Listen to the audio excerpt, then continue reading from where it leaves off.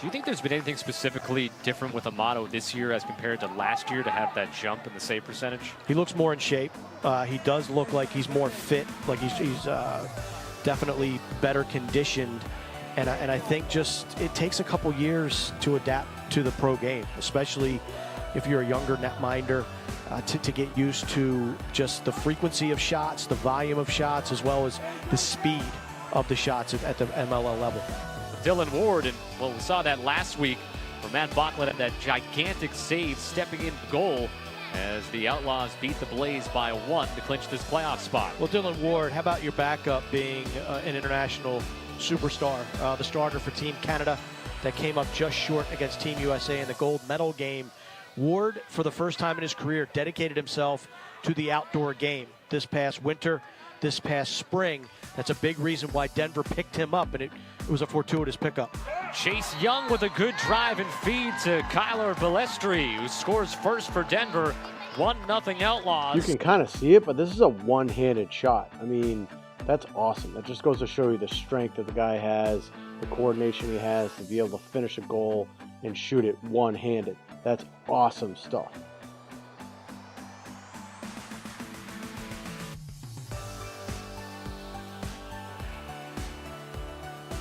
Hunt, not able to control it though with Steele Stanwyck.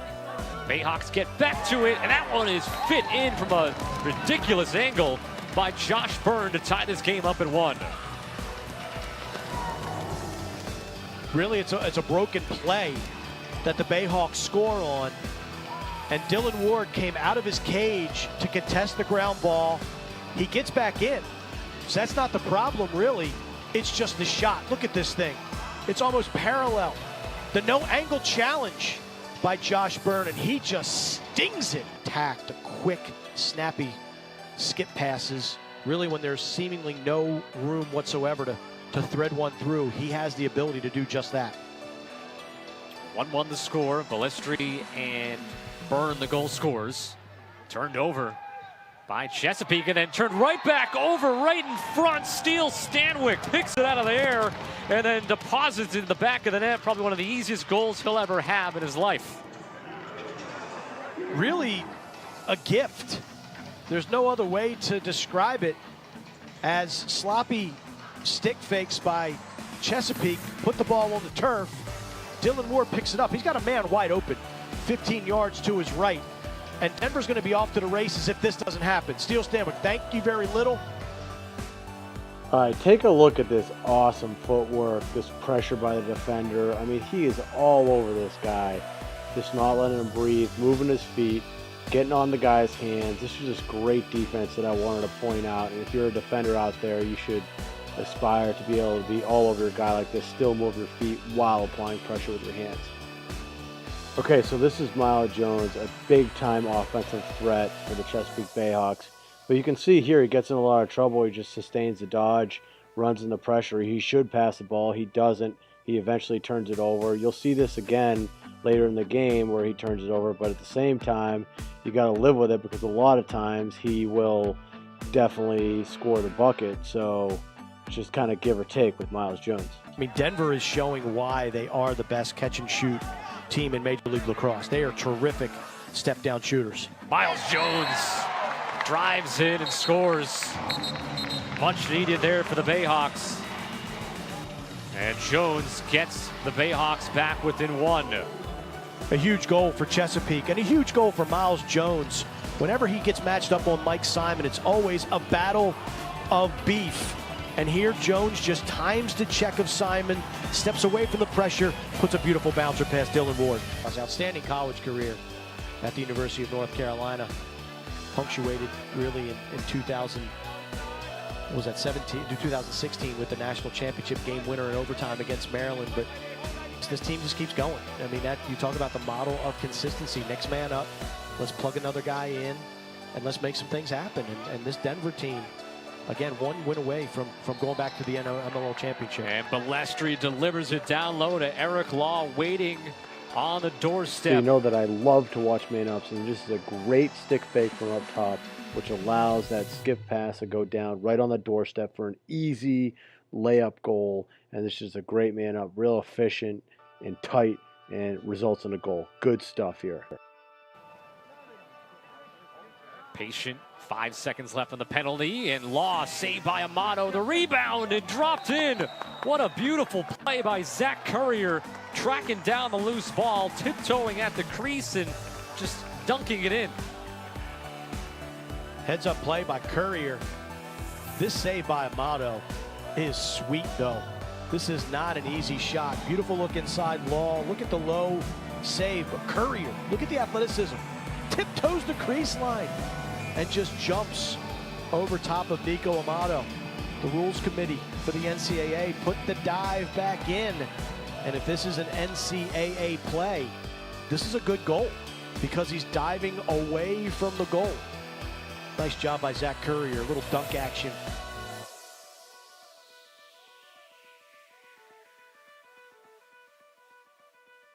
Okay, so being a long stick defenseman myself, I love to see great ground ball play from long stick middies, and this is just a great ground ball. He kicks it out, picks it up one time. He's all got pressure on him from the backside, but he still picks it up, able to gain possession for his team. Awesome Reigning stuff defensive there. player of the week in the league.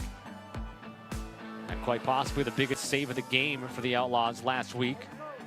He slid into goal when Dylan Ward was out of position.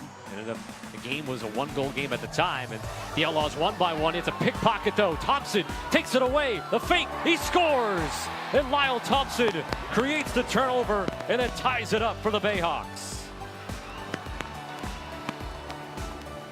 Huge play from a special player. Second goal of the contest off of the ride for the Chesapeake Bayhawks. Steele Stanwyck stole one in the first quarter. And watch Thompson. Bachlet just seems like he loses track of Thompson. And Lyle's able to close in on him pretty quickly. And then look at the patience. He throws the stick fake, and he knows he's going to get tattooed because he sees the slide coming, but he has the presence of mind to fake, move Ward, gets him going low, sticks it high, and then gets dropped for his troubles. But that is such a huge goal. Denver, Law. Kavanaugh setting up from behind the goal against Manis. Feeds a cutter to behind the back. BTB put home by Eric Law.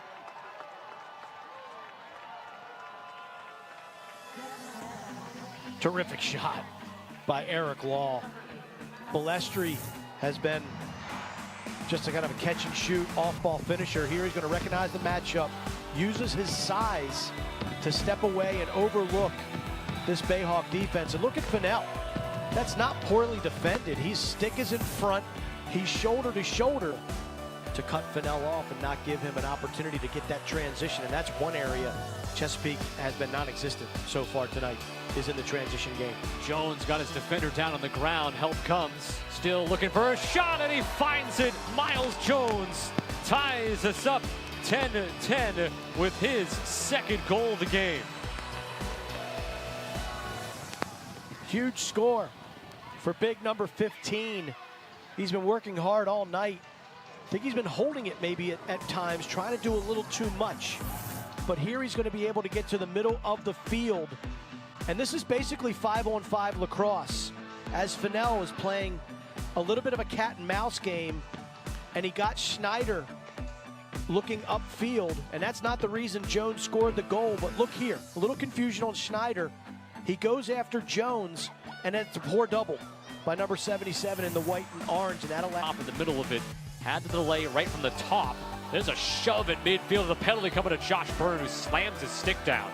Got to be careful there not to get an extra 30 seconds or a minute tacked on as he shoved Matt Bachlet right at the midline. And so this dangerous Denver man up will go back on the attack. Try to tie the game up. Denver is 2 for 2 thus far. With man-up goals scored by Currier and Law. Big break for Denver, trailing by a goal. They've struggled a little bit over the last couple minutes in the clear. The great riding game of Lyle Thompson and his line mates. But now we'll see if the Outlaws can capitalize on the Byrne foul.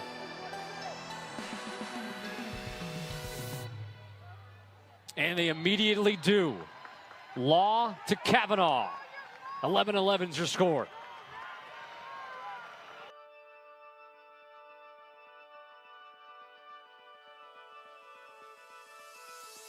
So that penalty was absolutely huge. It allowed Denver to go man up, and they capitalized right away. As you heard the announcer say, that penalty was a big, big factor into giving the momentum back to Denver, and it could have been avoided if he just didn't hit the guy in the back. I think it was a fine call. Winner to the championship game next Saturday in Charleston, South Carolina. Take on the winner of Dallas and New York. At last check, Dallas had started that game with a 6-1 lead. That's a solid ball club, the Rattlers. Heacock, a couple of goals here in the second half.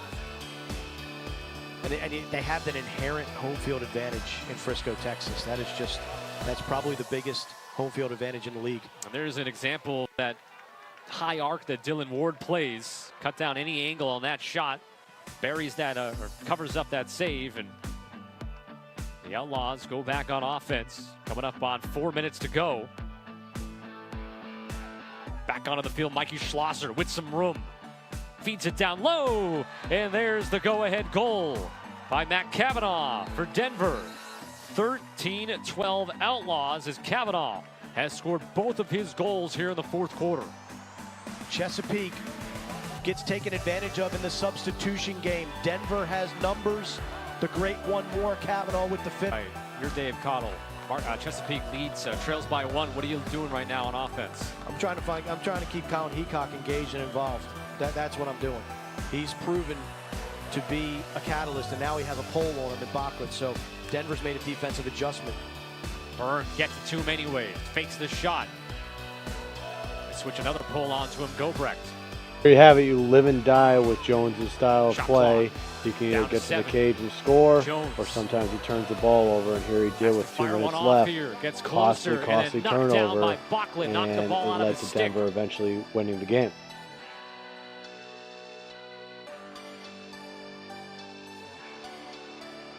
Ow, what a save, Dylan Ward. Holy smokes. I'm going to stay there for a second. If you're Chesapeake, let Denver have it, get that man up, but then that shot. I stand corrected. It's an illegal procedure against Denver. Something must have happened in the bench area. This is the shot that was just denied. That is a great save. Look at that left foot go out. And the shot by Denver now has to hunker down on a man-down situation. And the Bayhawks, this is a golden opportunity to tie this thing up. Penalty on Tintle. Josh Byrne restarts things. Heacock behind the goal. Goes back to Byrne. Bayhawks looking for the tying goal on the man up. Jones. Danowski out there. Thompson. Down to 15 seconds. Thompson sneaking underneath.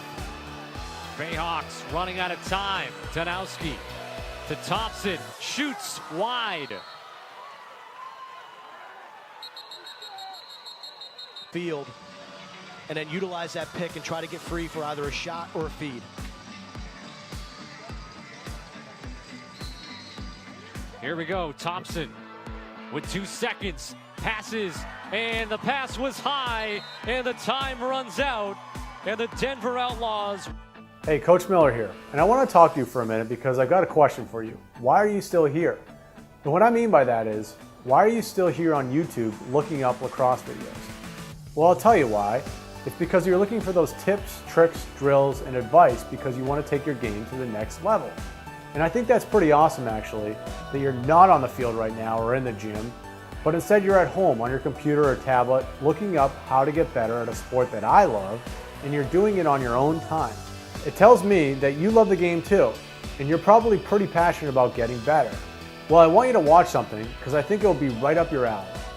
We spent a whole day with Mike Kimmel, an absolute beast of a lacrosse player, a college All-American at Hopkins and a multiple MLL All-Star. And we worked on putting together a completely free 3-part training series for youth and high school players just like you. Because here's the thing, and don't get me wrong, I love YouTube, and here at BTB we have a big YouTube channel with a ton of videos and whatnot because we want people to see it and improve. But a big problem with YouTube and with what you're doing right now, searching for videos just like the one you watched, is that it's unfocused. It's like you get this one tip or trick or fix or whatever it is. And I'll be honest with you, what you really should be doing is zeroing in on the two things that a lot of big time players, just like Mike, say are the two specific things that are really holding kids back from playing at their next level. Your offhand and your off-ball play. Once you've got full confidence in your offhand, it opens up the entire field for you and effectively doubles your options, whether the ball's in your stick or not. In your off-ball play, well, I can tell you that for about 90% of the time in a game, you don't have the ball. But the impact you can have on a game by making the right moves and decisions off-ball is staggering. So when I said earlier that we worked with Mike for a full day on the training series, that's what we focused on, like a laser. If you go through this free training, you're gonna see the results right away. Trust me, thousands of kids have already gone through it, and that's the feedback we've gotten. Game changing. So, tell you what, stop browsing YouTube for the next 15 minutes, and right now go watch the first video in our 3-part free training series with Mike Kimmel. Down below, there's a link in the description of this video that will take you straight to a page where you just enter your email and we'll instantly send you the first training. We'll send you the next 2 pieces over the next couple days. Can't wait to see you on the inside. Have a good one.